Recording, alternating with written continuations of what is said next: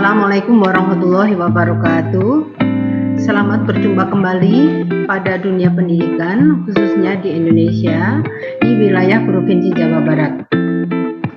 Bapak Ibu guru yang saya hormati, saya sebagai guru ingin menyampaikan salah satu permasalahan yang saya hadapi saat mengajar di sekolah kami.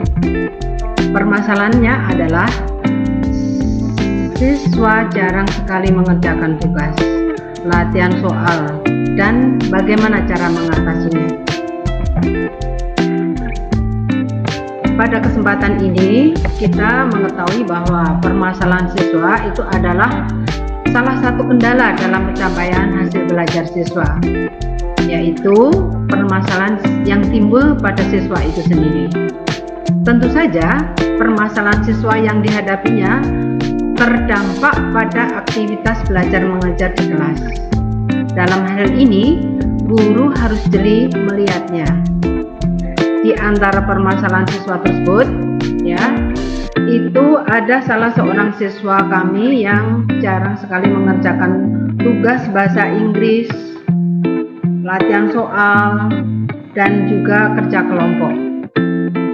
Maka saya sebagai gurunya mencoba mengulurkan tangan kepadanya, memberi bantuan agar minimal dia dapat menyelesaikan tugasnya dan juga minimal mencapai nilai KKM. Syukur-syukur bisa lebih dari KKM.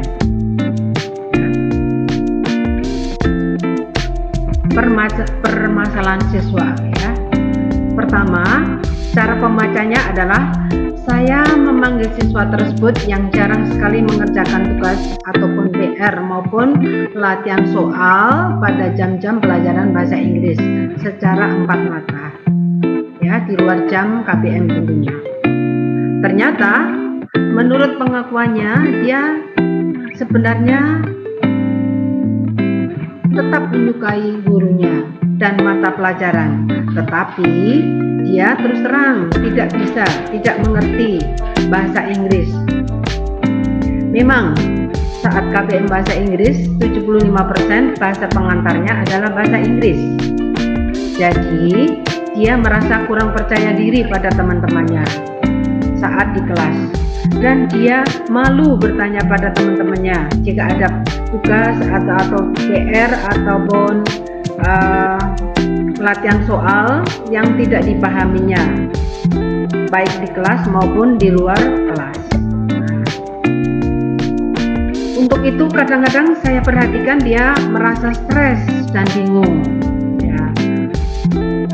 Poin terakhir yang di atas itu dirasakan setelah mengetahui hasil pengambilan rapat kemarin, mid semester ganjil tahun 2023-2023. Mayoritas nilai mapelnya di bawah KKM termasuk pelajaran bahasa Inggris. Hal itu disebabkan bukan karena tidak mengikuti UHA, tetapi nilai-nilai dia itu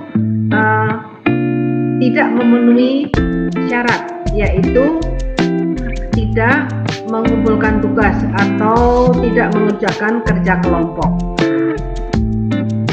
Kemudian saya mencoba nomor 2, poin kedua, yaitu saya menjelaskan kepadanya apa akibat siswa jarang mengerjakan tugas atau PR. Yang pertama, dia akan tertinggal pelajaran, Kemudian yang kedua, bagaimana mau melanjutkan pelajaran selanjutnya, pelajaran yang dahulu aja kurang dipahami, Kemudian yang ketiga, nilai yang diperoleh itu tidak maksimal sebab guru memilih nilai sedikit lebih rendah untuk siswa yang terlambat mengerjakan tugas atau PR dibanding tugas yang dikerjakan oleh siswa yang tepat waktu atau bahkan sebelum deadline. Akan terasa berat mengerjakan PR atau tugas banyak mata pelajaran, bahkan bisa menimbulkan stres kalau semuanya tuh menumpuk. Tugas A, tugas B, tugas C, tugas sampai Z belum dikerjakan. Akhirnya dia merasa kesusahan, masalah stres sendiri. Kemungkinan juga ada dijauhi teman sebab mereka berpikir bahwa dia adalah seorang pemalas. Nah, itu akibat kalau jarang mengerjakan PR. Akhirnya dia terdiam sejenak, berpikir, kemudian mencoba untuk memahami kata-kata saya. Yang ketiga, yaitu menanamkan budaya malu kalau tidak mengerjakan PR. Kadang ada celutukan siswa, ya dia nggak ngerjain PR lagi. Ya, itu merupakan pukulan berat harusnya.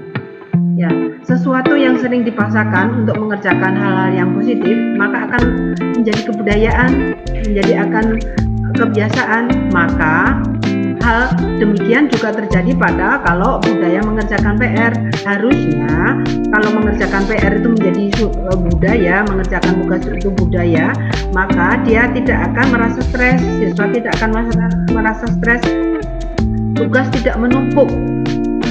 Begitu ada kesempatan kerjakan, ya, jangan buang-buang waktu dengan percuma, ya.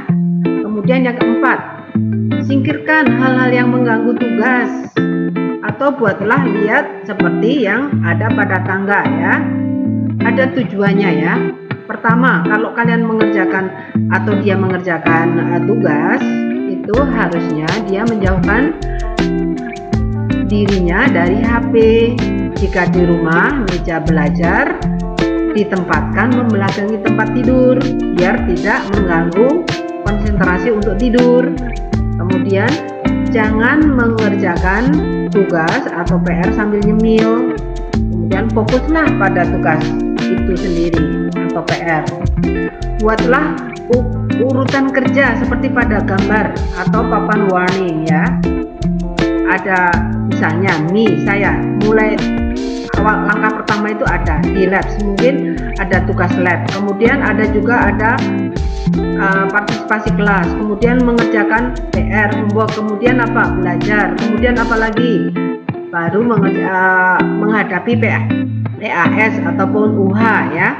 Itulah step-stepnya. Jadi tidak asal di kamar kelihatan mengerjakan tugas. Kemudian yang kelima yaitu disarankan minta bantuan teman jika kurang memahami materi dari guru. Sebaiknya siswa tersebut ikut belajar kelompok dengan teman-teman yang memahami pelajaran itu. Tidak usah malu, ya. Kemudian teman tersebut harusnya sabar dan ikhlas mengajarinya sebagai tutor sebaya, karena maaf mungkin dia kurang pintar, kurang pandai, jadi ya istilahnya loadingnya lama, ya.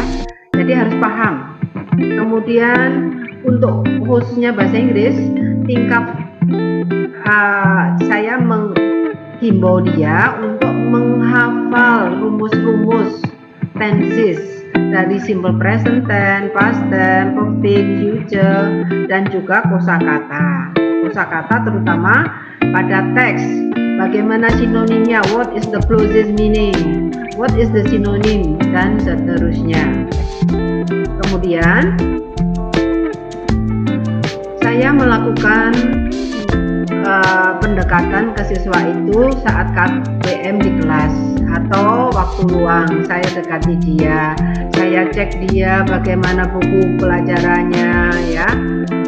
Kemudian saya tuntun mengerjakan PR apabila itu ada PR ataupun ada masalah yang susah dipahaminya. Mengingatkan jangan sampai telat mengerjakan tugas, ya.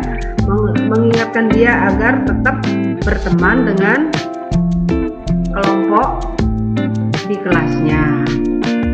Kemudian saya juga mencoba yang ketujuh yaitu berkoordinasi dengan wali kelasnya dan juga guru BK-nya dalam menangani dia. Kenapa? Ya, karena jika terus-menerus dia akan terlihat seperti gambar pada kiri layar nih, ya. Jadi akan bingung, kesakitan, stres, ada tumpukan tugas bermacam-macam, ataukah mungkin ada yang sebelah kanan merasa down, merasa malu, rendah diri sebelah kanan seperti yang terlihat pada sebelah kanan ini, ya. Jadi solusi terakhir saya juga bekerja sama, berkoordinasi dengan guru BK, guru wali kelasnya agar mengetahui bahwa salah satu siswanya itu ada yang demikian, agar segera cepat tertangani ya. Setelah beberapa minggu kemudian, saya mencoba untuk melihat bagaimana pemecahan masalah tersebut ya. Dari pengamatan saya, hasil pemasalan masalah siswa yang jarang mengerjakan tugas itu, yang pertama, siswa sudah lumayan rajin mengerjakan tugas walaupun belum maksimal. Dalam hari ini bahasa Inggris ya. Kemudian yang kedua, siswa mau proaktif ke teman atau guru saat dia merasa kurang paham mengerjakan tugas atau PR. Kemudian yang ketiga, siswa sudah berani menanyakan hasil tugasnya ke guru, dalam arti saya pribadi, karena dia itu terus terang siswanya itu kayak agak minder, agak rendah diri, agak pendiam ya. Jadi akhir-akhir ini sudah kelihatan ceria, sudah agak mau terbuka dengan saya. Alhamdulillah ya. Semoga dari tayangan ini ada manfaatnya buat Bapak Ibu guru di seluruh Indonesia, bisa mengambil manfaatnya. Terima kasih. Selamat berjuang Bapak Ibu guru untuk memajukan pendidikan Indonesia. Assalamualaikum warahmatullahi wabarakatuh. Sampai jumpa.